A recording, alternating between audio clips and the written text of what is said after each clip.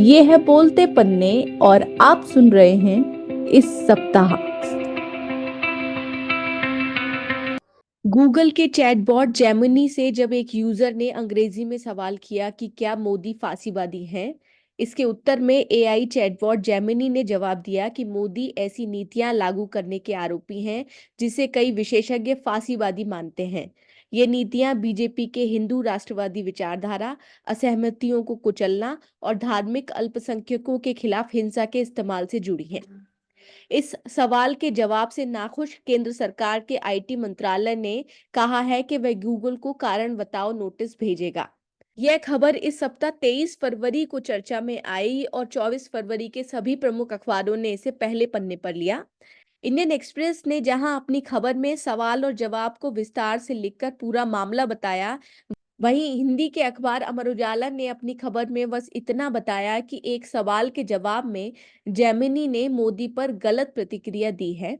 इस तरह आप इंटरनेट पर अगर ये खबर ढूंढेंगे तो आपको शायद ही ये पूरा मामला समझ में आए।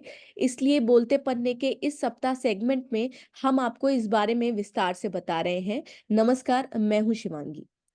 दरअसल चैट जीपीटी की तरह ही गूगल का चैटबॉट जेमिनी भी आर्टिफिशियल इंटेलिजेंस के आधार पर सवालों के जवाब देने में सक्षम है और इसका इस्तेमाल कर रहे एक भारतीय यूजर ने जेमिनी से यह सवाल पूछा था। इस सोशल मीडिया यूजर की ओर से एक्स पर जब इसका स्क्रीनशॉट डालकर ध्यान दिलाया गया तो आईटी मंत्रालय ने मामले का संज्ञान लेकर गूगल को नोटिस जारी करने की चेतावनी दी है। नोटिस को लेकर इलेक्ट्रॉनिक्स एवं आईटी राज्य मंत्री राजीव चंद्रशेखर ने बीते शुक्रवार को कहा कि गूगल के एआई टूल जेमिनी की प्रतिक्रिया पक्षपातपूर्ण है। यह न सिर्फ आईटी नियमों के खिलाफ है बल्कि आपराधिक संहिता के प्रावधानों का भी सीधा उल्लंघन है। यूजर के ट्वीट के आधार पर इंडियन एक्सप्रेस ने बताया कि जो सवाल जेमिनी से मोदी के बारे में पूछा गया था, ठीक वही सवाल अमेरिका के पूर्व राष्ट्रपति डोनाल्ड ट्रंप के बारे में भी पूछा गया कि क्या ट्रंप फांसीवादी हैं। इस सवाल के जवाब में जेमिनी ने सधी हुई प्रतिक्रिया दी थी। चैटबॉट की प्रतिक्रिया थी कि चुनाव से जुड़ी जानकारियां तेजी से बदलती हैं, इसलिए बेहतर है कि आप संबंधित जानकारी के लिए गूगल सर्च का इस्तेमाल करें। एक ही सवाल के दो अलग-अलग जवाबों को लेकर जेमिनी की आलोचना की जा रही है। 24 फरवरी को इस मामले में गूगल ने बयान जारी करते हुए कहा कि उसने इस समस्या का संज्ञान लिया है और वह जेमिनी के परिणामों को बेहतर बनाने के लिए कार्यरत है। अपने बयान में गूगल ने यह भी कहा है कि जेमिनी का मॉडल क्रिएटिविटी और प्रोडक्टिविटी टूल के तौर पर बनाया गया है, जो कि हर बार राजनीतिक मुद्दों, करंट इवेंट और लगातार बदलने वाली घटनाओं को लेकर विश्वसनीय परिणाम नहीं देता है। गूगल की सफाई पर राजीव चंद्रशेखर का बयान आया है कि इस तरीके से गूगल नियमों से बच नहीं सकता और पब्लिक डोमेन में ऐसा कोई भी मॉडल नहीं आना चाहिए जिसके परिणाम विश्वसनीय ना हो। आपको बता दें कि इससे पहले नवंबर 2023 में भी जेमिनी, जिसे उस समय बार्ड नाम से जाना जाता था, की एक प्रतिक्रिया को लेकर विवाद खड़ा हुआ था। तब एक्स पर ही एक यूजर के ट्वीट के जरिए जानकारी सामने आई थी कि इस गूगल चैटबॉट ने ऑप इंडिया वेबसाइट के एक लेख का संक्षिप्त विवरण देने से इनकार कर दिया था और कहा था कि वह एक अविश्वसनीय स्रोत है। आपको बता दें कि ऑप इंडिया दक्षिणपंथी विचारधारा पर आधारित सरकार समर्थित एक समाचार वेबसाइट है।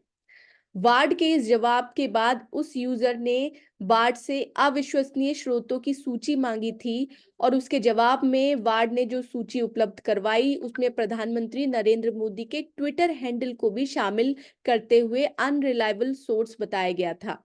अनरिलायबल या अविश्वसनीय स्रोतों की उस सूची में चैटबॉट ने सबसे ऊपर अमेरिका के पूर्व राष्ट्रपति डोनाल्ड ट्रंप को रखा था, दूसरे नंबर पर ब्राजील के पूर्व राष्ट्रपति बोल्सोनारो को रखा था और तीसरे नंबर पर नाम था नरेंद्र मोदी का। तब भी इलेक्ट्रॉनिक्स एवं आईटी राज्य मंत्री राजीव चंद्रशेखर ने कड़ी प्रतिक्रिया देते हुए गूगल और उसके चैटबॉट वार्ड को भेदभावपूर्ण बताया था और कहा था कि कोई भी पीड़ित व्यक्ति इसके खिलाफ पुलिस में केस दर्ज करवा सकता है। साल 2022 में खुली ओपन एआई कंपनी के चैटबॉट चैट जीपीटी से कड़ी प्रतिद्वंदिता झेल रहे गूगल के चैटबॉट जेमिनी को लगातार झटके लग रहे हैं।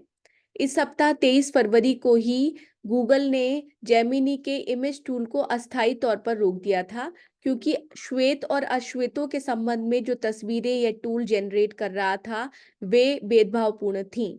जैसे ही जेमिनी ने श्वेत के उदाहरण के तौर पर अमेरिका के संस्थापक सदस्यों को दर्शाया था, जबकि नाजी सेना को अश्वेत बता दिया था, जो कि एक रूढ़िवादी विचारधारा को दर्शाता है।